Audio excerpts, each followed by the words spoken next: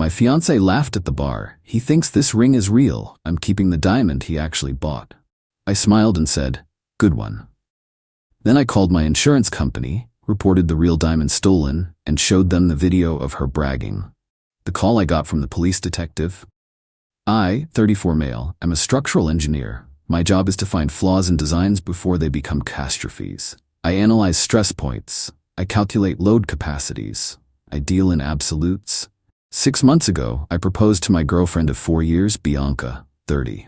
I spent over a year saving. I did the research. I found a jeweler. The stone was a 2.2 carat E-color VVS1 round brilliant. The setting was a simple, elegant platinum band. The total cost was $38,450. The moment the GIA certificate and appraisal were in my hand, I had the ring added to my valuable personal property, VPP insurance policy. It's a rider on my condo insurance. Costs about $400 a year. My name, my policy, my asset. The proposal was perfect. She cried. She said yes. She loved the ring. It's too much, she'd say, flashing it. I'm almost scared to wear it. I should have listened closer. Fast forward to last night. Friday, we were out for celebratory drinks with our crews. My best friend Joel was there. Her best friend Keisha was there. We were at a loud, trendy bar. Joel and I went to the bar to grab a round. Bianca and Keisha were at a high-top table about 10 feet away. The music dipped and their voices carried. I heard Keisha shriek, "B, I cannot believe it. It looks exactly the same." I froze. Joel glanced at me. I just listened. Bianca let out that high, tinkling laugh I used to think was charming. I know, right? It's a top-grade moissanite. $1,200. He hasn't suspected a thing in 2 months. But the real one? Where is it? In my personal safe deposit box, obviously. It's an investment. Why would I wear a $38,000 asset on my finger where I could lose it or chip it or get mugged? This is so much smarter. My blood pressure dropped to 0. I felt cold. But what? You're just keeping it? He'll never know. He thinks this ring is real. I'm keeping the diamond he actually bought. This way, I get the ring I get to show off, and I have a $38 nest egg he paid for. Honestly, he's sweet, but he's a total dope. He'd never think to check. Joel was just staring at me. His face was pale. I looked at him, and he slowly raised his phone, which he'd been using to take a video of the bar's vibe. He'd been recording for about 45 seconds. He'd captured the entire exchange. The audio was crystal clear. I turned. I picked up the 4 drinks. I walked over to their table. "You guys having fun?" I asked, putting the drinks down. Bianca looked up, all smiles, and flashed the fake ring at me. "The best time, honey. We were just talking about how much I love this." I smiled. "Good one," I said. I sat with them for another hour. I laughed. I talked about wedding venues. I was a perfect, supportive, dopey fiancé. Inside, I was calculating. Stress points, load capacities, a catastrophic failure. I took a separate Uber home to my condo. Bianca keeps her own apartment, thank God. I told her I had an early morning site inspection. "I love you," she called out. "Love you too," I said. I got home. I poured a very large glass of whiskey. I watched Joel's video. 10 times. Her laugh, he's a total dope. The switch flipped. My grief, my hurt, my humiliation, it all just solidified into concrete. My job is to deal with structural failure, and this was a 5-alarm failure. At 11:05 p.m. I opened my laptop. I pulled up my insurance policy. I found the 24/7 claims hotline. I dialed. "Hello, this is Brenda. How can I help you?" "Hello, Brenda. I need to file a claim on my VPP policy. I need to report a theft." "Oh, I'm so sorry to hear that. What was stolen, sir?" "A 2.2 carat diamond. GIA serial number." I read it off the certificate. It was expertly removed from its setting and replaced with a fake stone, a moissanite. Brenda was silent for a long beat. "Sir, do you have any idea who might have done this? A jeweler? A cleaner?" "Yes," I said, taking a sip of whiskey. "I know exactly who did it. It was my fiancée, Bianca. She did it 2 months ago. She has the stone hidden in a safe deposit box." Another long silence. "Sir," Brenda said, her voice completely different. This isn't a standard claim. This is a criminal matter. If you are accusing a specific person of felony theft, you must file a police report. We cannot and will not proceed with a claim of this magnitude, especially involving a domestic partner, without an official police report and an active investigation." "I understand," I said. "We will also need any and all evidence you have." Do you have any proof of this? I looked at the video file on my desktop. Yes, Brenda, I said. I have a video of her, at a bar, bragging to her friend about how she did it, how she has the stone, and how I'm a total dope for not noticing. I have never heard an insurance agent gasp before. Okay, she said. File the police report immediately. Get the report number. Then call us back. An investigator from our fraud department will be in touch on Monday. Do not confront the accused. Do not try to retrieve the property. This is a police matter now. I hung up. I stared at the wall for 10 minutes. This was the point of no return. She didn't just break my heart. She didn't just betray me. She stole from me. She committed a calculated, premeditated felony. And she laughed about it. At 11:30 p.m., I called the police non-emergency line. I need to file a report for grand larceny. My life as I knew it was over. The life I thought I had. Anyway, time to start the demolition. Update 1. It's been an explosive week. Thanks for all the comments. For those who said just dump her and ask for the ring back, you're missing the point. She didn't lose it, she stole it. She swapped it with a fake and bragged about her investment. That's not a breakup, that's a crime. So, the morning after I called the non-emergency line, a patrol officer came to my condo. He was skeptical. A stolen diamond, sir? But your fiancée still has the ring? Officer, she has a ring. She does not have the diamond. She replaced it with a fake. Here is the GIA certificate for the 2.2 carat stone, which is laser inscribed. Here is the receipt for $38,450, and here... I airdropped Joel's video to him. He watched it. His eyebrows went up. He watched it again. Okay, she says her full name in that? And her friends? Yes, Bianca and Keisha. Clear as day. He sighed. This is a detective's case. You're accusing your fiancé of grand larceny. This is a felony. You get that, right? This isn't we had a fight. This is a life-altering accusation. I'm an engineer, officer. I don't deal in ambiguity. She stole a $38,000 asset. I am the victim of a theft. I am here to report it. He took my statement. He took the video. He gave me a report number. I immediately called my insurance provider, gave them the report number. They assigned a special investigator, a guy named Frank, who sounded like he'd seen it all. Frank was very interested in the video. The rest of the day was silent. I didn't hear from Bianca. I assumed she was just living her life, wearing my $1,200 fake. The call I'd been waiting for came the next afternoon. Mr. Victor's last name? This is Detective Mills. I've been assigned your case regarding a stolen diamond. His voice was tired, and, again, skeptical. Hello, Detective. Thanks for calling. Look, son, I'm gonna be honest. This is a domestic dispute. 99% of these are he said, she said breakups, where someone's trying to get the other in trouble. Are you sure you want to pursue this? You're saying she stole a rock out of a ring? And you know where it is. Detective, with all due respect, did you watch the video I submitted? I'm watching it right now. She's bragging about it. Yes, she is. She calls it her 38K nest egg and calls me a total dope. This isn't a dispute. This is a confession. I heard him typing. She mentions a safe deposit box. Do you know what bank?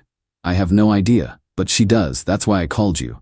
Right, he said, his tone shifting. Okay, we're going to go have a conversation with Ms. Bianca. I'll be in touch.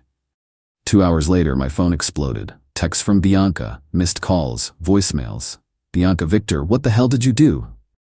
2 detectives just left my apartment. They asked me about the ring. They asked me about my safe deposit box. You sent the cops to my house? Are you insane? Call me. Now you are ruining my life over a stupid joke. I let her spiral for an hour. Then I texted back. It wasn't a joke, Bianca. It was theft. I filed a police report. She called instantly. I answered. You psycho, she screamed. A joke. It was a joke. You were there. You heard me. You said good one. You knew I was kidding. No, I said, my voice dead calm. I didn't know. Where is the diamond, Bianca? It's safe. Oh my God, you're unbelievable. I was protecting it. I was so scared I'd lose it, so I got the moissanite to wear. I was gonna tell you. When? After the wedding? When you had a $38 nest egg that I paid for? I can't believe you're doing this. This is abuse, Victor. You're using the police to harass me. This is very simple. You stole from me. Give the diamond back, and I will tell the detective you returned it. It's that easy. Fine. God, I'll give it back, but you'd better call them off, and you're paying me back for the moissanite. It was $1,200, and for my therapy, I'm having a panic attack. The entitlement. It was breathtaking. She was still trying to profit. No, I'm not paying for the tool you used to commit fraud, and I'm not calling anyone off. Bring the real diamond in its GIA-certified case to the 14th precinct. I'll meet you there. The detective can verify it's the right stone, and we can be done. I am not going to a police station. Are you crazy? You're trying to have me arrested. I'll bring it to your condo. Nope, the precinct. That's the only way. Otherwise, Detective Mills is getting a warrant for every safe deposit box under your name. I hate you. You're a monster. She hung up. 30 minutes later, her mother Celeste called. Victor, darling, she said, her voice dripping with poison. I have just had a hysterical phone call from my daughter. I cannot believe you would do this. After all the stress she's been under planning your wedding, you have embarrassed her. You have embarrassed me. Celeste, Bianca stole a $38,000 diamond from me. She protected it. She is a frugal, smart girl, and she was protecting your shared asset. You should be thanking her. Instead, you send policemen to her home? Like she's some common criminal? Yes, that's what she is. Unbelievable. Celeste shrieked. You know what, Victor? We'll see you in court. She's not giving you anything. That ring was a gift, and she's keeping that diamond as collateral for the emotional distress and humiliation you've caused her. You'll be hearing from our lawyer. She hung up. I just stared at my phone. Collateral for emotional distress. I hit record on my phone's call log. It's legal in my state with one-party consent, which is me. I called Detective Mills. Detective? Victor last name. Just wanted to give you an update. I spoke with Bianca and her mother Celeste. Yeah? She cooperating? No. Her mother just informed me that they are, and I quote, keeping that diamond as collateral for emotional distress. So they've admitted to having it, and they've stated their intent to keep it? Detective Mills was silent for a long time. Son, I'm gonna go talk to a judge. Stop contacting them, and save that call log. The demolition is proceeding. Final update. It's been 4 months, I'm exhausted. But I'm free. This didn't end in a big, flashy explosion. It ended in a series of grinding, bureaucratic, and soul-crushing legal procedures. So, after Celeste's brilliant collateral threat, Detective Mills got a warrant. It wasn't hard. He had my video confession, and now he had a taped call, which my lawyer confirmed was admissible, of her mother admitting they possessed the stolen property and intended to keep it. They served the warrant on Bianca's bank, popped open her safe deposit box, and there it was. One small plastic baggie containing one 2.2 carat E-color VVS1 diamond. The GIA inscription matched my certificate. Bianca was arrested and charged with grand larceny. This is where the realistic part of the story kicks in. It sucked. The police and the DA's office were not my allies. They were overworked. They saw this as a messy domestic case, even with the evidence. Bianca, a well-dressed, crying 30-year-old woman, looked like the victim to them, not the cold, calculating thief she was. Her family hired a shark of a lawyer. Their play was simple. It was a mistake, a silly prank. He's a vindictive, controlling ex. He's manipulating the system to punish her for leaving him. We hadn't even broken up yet when she stole it, but facts didn't matter. The entitlement from her and her family was nuclear. First, the failed work attack. I got a call from my firm's HR director. Victor, we received an anonymous complaint that you're unstable, using company time to harass an ex-partner, and creating a hostile environment. Thank God I'd been proactive. The day I filed the police report, I'd requested a meeting with my managing partner. I told him, my fiancée committed a felony. I'm reporting it. It's gonna be ugly. She is vindictive. I apologize in advance for any drama that spills over, but I'm handling it. My boss, an engineer to the core, just nodded. Keep your billing clean and don't let it affect the load calculations. So when HR called, I said, yes, that would be for my ex-fiancée, who is currently out on bail for grand larceny after stealing a $38,000 asset from me. Here's the police report number and the name of the DA handling the case. Please let me know if you need anything else. The complaint vanished. Then, the legal threats. Celeste's lawyer sent me a cease and desist, accusing me of harassment. My lawyer, yes, I had to get my own lawyer to navigate this, sent back a lovely letter that included a copy of the video and a transcript of Celeste's collateral phone call. The letter stopped. It dragged on for months. My diamond was in an evidence locker. The insurance claim was frozen. Finally, 2 weeks ago, we had the hearing. It wasn't a trial. Bianca's lawyer knew that video would destroy her in front of a jury. They were pushing for a plea deal. The deal: plead guilty to a lesser felony, return the property which was already in evidence, and in exchange, the DA would recommend probation, no jail time, given her clean record. But the deal hinged on one thing: my cooperation. Her lawyer requested a meeting.